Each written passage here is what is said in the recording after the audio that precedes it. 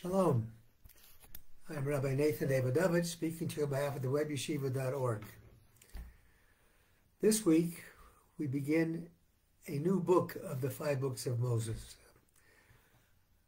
the book of Shemot, in English, Exodus. It's the story of the Jewish people going to Egypt and then being put into slavery, and then ultimately the redemption. I'm going to focus on one important quality that we learn from this week's Torah reading, and it is the quality of Hakoret Hatov. What is Hakoret Hatov? Hakoret Hatov is recognizing when somebody has done good for you and thanking them. It seems like a pretty simple concept, but it's a concept that unfortunately can be turned around, not practiced, and forgotten.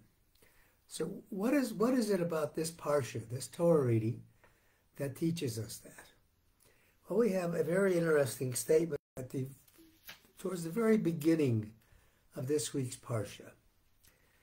And it says, after enumerating the children of Jacob, the 70 souls who came down to Egypt, it says, Vayokam melech chadash al Mitzrayim, a new king arose over Egypt, a new Pharaoh, v'lo yada es Yosef, and he didn't know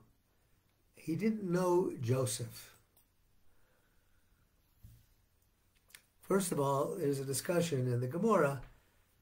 Was this really a new king? There's no recording that the old king died. And in fact, it's the same king, but new decrees. What happened here? Below Yada es Yosef. He didn't remember the good that Joseph had done. That's very, very strange, because when you look back earlier in Miketz, the couple of parshot ago in the book of Genesis, after Yosef interprets the dream of Pharaoh. Remember, Joseph was pulled out of the prison cell and interpreted the dreams. And what did Pharaoh say? He said, Vayomer Pharaoh el Yosef. Pharaoh said to Yosef, Achre hodia Elokim otcha es kol zos, after God has revealed to you all these things, there is nobody as discerning and wise as you. And then what in fact did Joseph do? Joseph saved the Egyptian people, saved the destruction of the whole of Egypt by providing food, being able to provide food during the years of famine. This is certainly something to be grateful about. And yet it says, a new king arose who didn't know Joseph. How is it possible? How is it possible to have such good done for you and to completely forget it? The commentaries say that this, in fact, is the same person, the same Pharaoh whose dream was interpreted. And initially, he was urged by the people. They were jealous of the Jewish people. They weren't doing anything bad. They were living their own lives. They had provided for them. They had melded into society. And all of a sudden, the Egyptian people wanted to destroy them, wanted to put them into slavery. Pharaoh initially refused. And what they did is they deposed them for a period of 3 months. And then after 3 months, they gave the option of coming back to his throne if he would do their will. So at that point, Pharaoh decided, yes, we'll do their will. It's very interesting. He emotionally before couldn't even conceive of putting the Jewish people into slavery and ultimately subjecting their children to being murdered. But after 3 months in being deposed and to keep his throne, expediency, his emotions changed. He was now able to do it.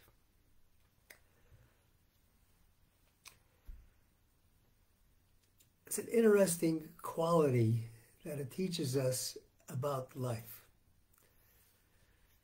Rabbi Twersky of blessed memory points out that just as a person is capable of altering his emotions from good to bad, good feelings to bad, so too a person is capable of doing the reverse, going from bad feelings to being a better person, not accepting, oh, this is who I am, this is how I was born.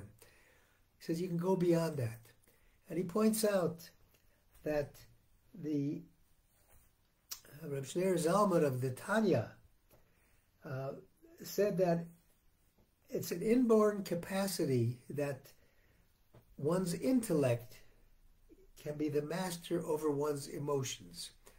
And Rabbi Twersky points out that the ability to change from a negative quality to a positive quality, that is the differentiation between man and lower animals. Human beings have the ability to do that. Animals do not. So if you're denying your ability to alter your character traits, you're then lowering yourself to the position of an animal.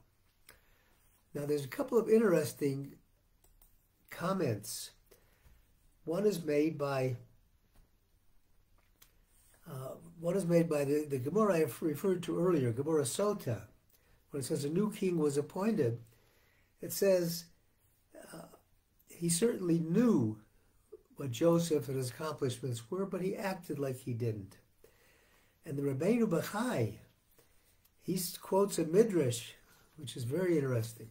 He says, when the Torah tells us he didn't know Joseph, what the Torah is telling us is, Kol hakofer b'tuvaso shel chavero, whoever denies, overlooks, forgets the favors that a friend has done for him, sofo sheyichpor b'tavoso shel HaKadosh Baruch Hu. In the end, he will come to deny the good that God has given to us and is constantly given to us. And how do we know that? How does he know that? Because it says towards the end of the Parsha, when Moses finally approaches Pharaoh and says, God says, let my people go. He says, Lo yodati et Hashem. Pharaoh says, I don't know this God. It's a direct correlation. He first denied the favors, the goodness that one had done, and then that leads to a denial of God's presence in the world. That is an important lesson for all of us. Many, many good things happen to us all the time by others, and we neglect to say thank you. Even for the slightest thing, you should say thank you. Somebody opens the door for you, say thank you. Somebody bends down to pick up something you've dropped, say thank you, let alone bigger things. When your wife cooks for you, or your husband cooks for you, say thank you. The slightest thing, because that's how you get close to God. When you forget to say thank you, when you in fact are complaining, why is this like this? We have people who are complaining, they like to complain. What you are really doing is denying the existence of God, because you're saying that God doesn't know what he's doing. Chas v'sholom, God forbid. And that's not how we should live. We need to live a life of gratitude and remembering the kindness of others and expressing it at all times. That way we will always be able to come closer and closer to God. Thank you for listening on behalf of the webyeshiva.org. I wish everybody a Shabbat Shalom.